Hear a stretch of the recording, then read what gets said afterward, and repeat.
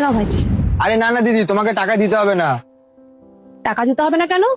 আগের দিন যখন তুমি তাড়াহুড়ো করে চলে যাচ্ছিলে না, তখন আমাকে 200 টাকা দিয়েছিলে। আগের দিন আমি টাকা বেশি দিয়ে গেছিলাম? ওই আমার তো ঠিক মনে নেই। সেটা দিদি তোমার মনে নাই থাকতে পারে, কিন্তু আমার মনে আছে। আচ্ছা। বিশেষ করে তখন যখন আমার কাছ থেকে কেউ টাকা পায়, সেই হিসাব আমি কখনো ভুলি না। এ নাও দিদি 50 টাকাটা। আমি তো ভুলেই গেছিলাম। ভাই, তোমার টাকাটা। টাকা? কিসের টাকা দাদা? ওই যে সেদিন তোমার থেকে টমেটো আর আলু নিয়ে গেলাম, 50 টাকা বাকি ছিল, সেই টাকাটাই দিতে এসছি তোমাকে। ও হ্যাঁ দাদা, মনে পড়েছে এবার।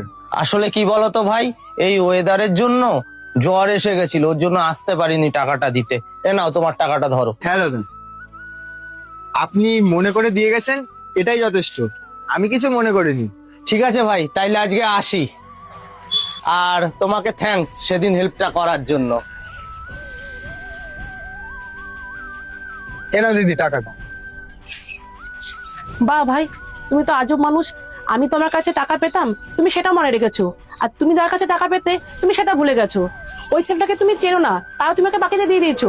ও যদি তোমাকে টাকাটা ফেরত দিতে না আসতো, তখন তুমি কি করতে? আরে দিদি কেন আসবে না? আমি সবসময় এটাই বিশ্বাস করি, যে যেমন তার সাথে ঠিক তেমনটাই ঘটবে। আমি আপনার সাথে সততা দেখিয়েছি, আর ওই দাদাটা আমার সাথে সততা দেখিয়েছে। এর ফলে যার যেটা পাওনা সে সেটা পেয়ে গেছে। এইভাবেই তো দুনিয়াটা চলে। জানো তো দিদি, আমরা যদি কখনো কারোর ক্ষতি না করি, তাহলে ওপরে যিনি বসে আছে তিনি কারো ক্ষতি হতে দেয় না। হ্যাঁ ভাই, তুমি একদম ঠিক বলেছো। ঠিক আছে ভাই, আমি তাহলে আসছি। ঠিক আছে দিদি। আর হ্যাঁ ভাই, আরেকটা কথা, এরপর থেকে আমি সবসময় তোমার থেকে সবজি কিনবো, কারণ তুমি সৎ ব্যবসায়ী। আসলাম।